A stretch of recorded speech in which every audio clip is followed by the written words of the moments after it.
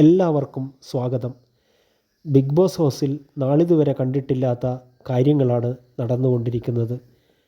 രേണുസുതി ബിഗ് ബോസിലേക്ക് വരുന്നതിന് തൊട്ടു മുമ്പത്തെ ദിവസം റെക്കോർഡ് ചെയ്ത വീഡിയോ, താൻ എലിമിനേഷൻ റൗണ്ടിലേക്ക് നോമിനേറ്റ് ചെയ്യപ്പെട്ടെന്നും തനിക്ക് വോട്ട് തന്ന് വിജയിപ്പിക്കണമെന്നുമുള്ള രേണുസുതിയുടെ വീഡിയോ സോഷ്യൽ മീഡിയയിൽ വൈറലായിരുന്നു. ഇത് ലാലേട്ടൻ കാണുകയും വീക്കെൻഡ് എപ്പിസോഡിൽ ഇടുകയും ചെയ്തു. രേണുസുതി ചെയ്തത് തെറ്റാണെന്ന് ലാലേട്ടൻ പറയുകയും ചെയ്തു. ഇത് കേട്ട രേണുസുതി